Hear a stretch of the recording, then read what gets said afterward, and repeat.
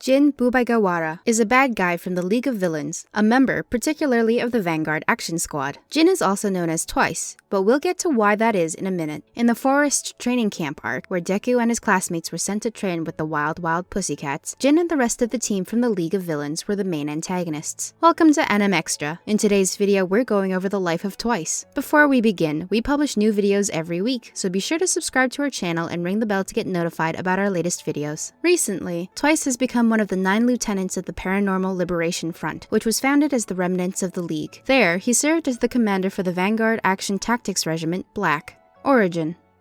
The life of Jin Bubaigawara is one filled with sorrow and loneliness. Starting from the beginning, Jin became an orphan at an early age when both his parents were murdered by a villain. To fend for himself, Jin found a job where he was offered food and shelter. To him, this was more than enough, but things suddenly took a turn when he hit someone with his motorbike by accident. Thankfully, the person who was hit by the motorbike survived, coming out of it with only a broken arm. When Jin explained what happened to the police, they understood his perspective and simply told him that they had to assign him a criminal record as per protocol. Unfortunately, while the police officer and criminal record were minimal, the person he hit with the motorbike didn't take it lightly. The person who was hit was a regular customer of Jin's boss, and he swore to never return. Ultimately, Jin's boss was blamed and fired Jin, forcing him into homelessness. This is where Jin's loneliness and depression seep into the story. Without anyone to talk to, a family to be with, or a community to call home, Jin was forced to create a duplicate of himself for company. When money grew short, he eventually made more copies of himself to steal money, which eventually escalated to armed robberies with banks. With Jin's rise to national fame of being one of the most wanted criminals in Japan, Jin grew lazy and, over time, let all his clones do the difficult work for him. Of course, since his clones share his same personality, they didn't want to do the difficult work either. This ultimately led to the revolt where Jin was strapped to a chair and the clones argued over who was the real Jin. Killing each other,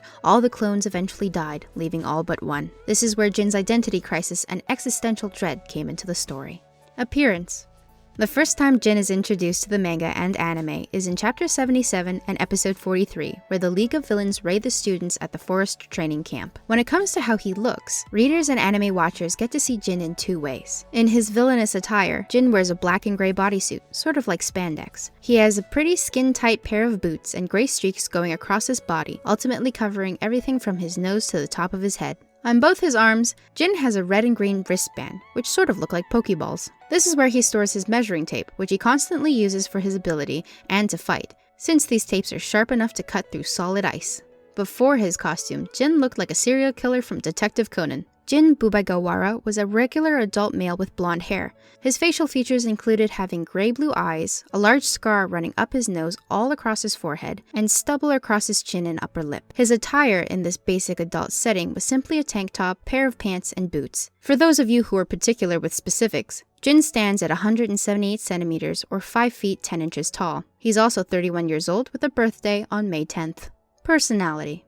As for personality, here is where Jin fits with the League of Villains and the Black Regiment. Jin had a vivacious personality, which contrasted with his colleagues at the League very well. He was lively, comedic, and self-ironic, enjoying himself with a dramatic pose whenever he got the chance. This bubbly attitude had another side to the coin, and when it was flipped, a majority of Boku No Hero fans began to appreciate and sympathize with Jin. The man suffered from a heavy emotional burden of mental instability, which originated from his existential and identity crisis. This all started when Jin created clones of himself to do tasks for him. Although he managed to get a lot of things done without having to move by himself, everything hit the fan when one clone claimed to be the original. One slowly became 2, 2 to 4, and so on. Soon, all the clones were claiming to be the original Jin Bubaigawara, which resulted in a massive fight. The clones brawled with each other, ultimately killing themselves in the process. This left the only remaining Jin to wonder if he was the original one or another clone who survived. Since then, Jin constantly struggles with multiple personality disorder, where multiple personalities come out and speak differently, often against Jin's wishes. Abilities. When it comes to his abilities, Jin possesses the double quirk, granting him the power to create an exact duplicate of anything. Whether it's duplicating a living thing or an inanimate object, Jin could make an exact 2 duplicates just by knowing the exact measurements and characteristics of an object, which makes him carrying a measuring tape around sensible. Where Jin's quirk really shines is in his ability to carry over someone's quirk when he duplicates someone. Although he doesn't control the duplicate because they have their own conscience, the duplicates have the ability to use quirks as well. This makes it possible for Jin to create duplicates of himself, where the duplicates also create duplicates of themselves, and so on. There's no limit to how many doubles Jin can create of himself, which is why a lot of heroes in Boku no Hero find him extremely dangerous if left unchecked. According to some characters of the anime, Jin has the potential ability to take down full countries just by continually duplicating himself.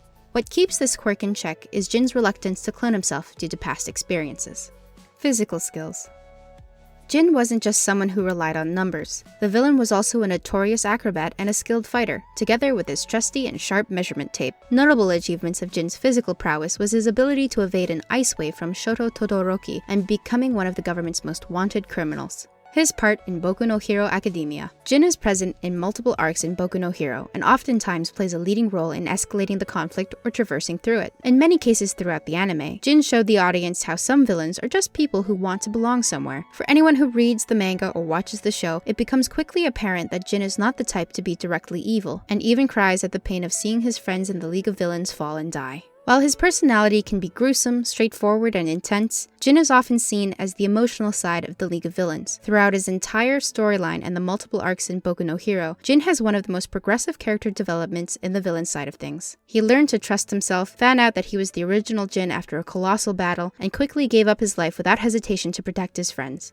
In his last moments, Jin Bubaigawara, otherwise known as Twice, faded away with the gratitude of knowing he lived a happy life towards the end with his friends like Himiko and the League.